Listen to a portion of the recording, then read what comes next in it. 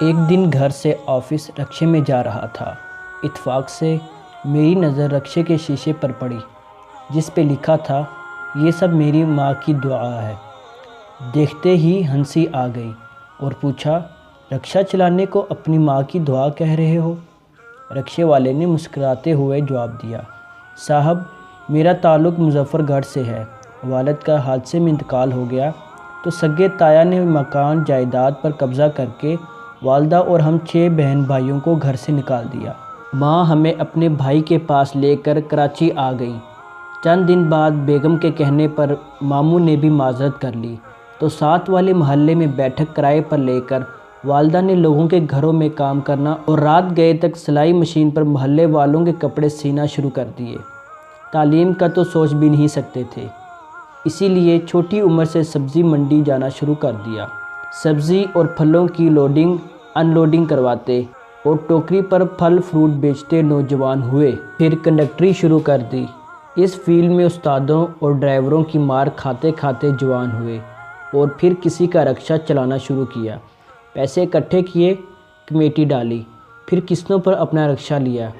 اس کی قسطیں ختم ہوئیں تو 2 رکشے قسطوں پر لیے اور بھائیوں کو بھی سبزی منڈی سے ہٹا کر ساتھ لگا لیا۔ تینوں بھائی مل کر کماتے رہے۔ والدہ سے سلائی مشین چھڑوائی، چھوٹے بھائی کو پڑھاتے رہے کہ جو ہم نہیں بن پائے اسے بنا دے۔ بھائی نے MBA کیا، اسے بینک میں نوکری مل گئی۔ اس نے جس ماہ بینک سے گاڑی ریلیز کروائی اسی ماہ اپنی کولیگ سے شادی کی اور ہمیں چھوڑ کر چلا گیا۔ اب کبھی کبھار آتا ہے۔ ہم 3 بھائی رکشہ چلاتے ہیں، 2 بہنوں کی شادی کر دی ہے۔ میرے 3 رکشے مزید ہیں جو کرائے پر دے رکھے ہیں۔ گزشتہ برس اپنا چھوٹا سا گھر بنایا ہے۔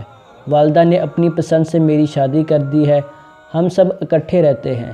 اب ہم تینوں بھائیوں نے ایک پلاٹ دیکھ رکھا ہے۔ اسے خرید کر اس پر ایک اور گھر بنا کر اگلے 2 سالوں تک دوسرے بھائی کی شادی کرنے کا سوچ رکھا ہے۔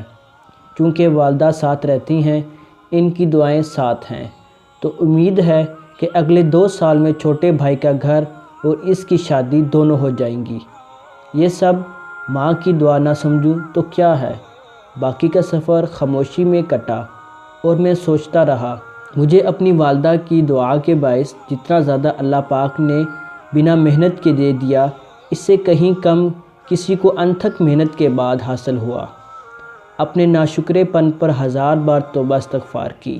دوستوں سے گزارش ہے کہ کسی کی حیثیت کا مذاق مت اڑائیں، کیا پتہ اسے اس مقام تک پہنچنے کے لیے اسے کتنی مشکلات کا سامنا کرنا پڑا ہوگا۔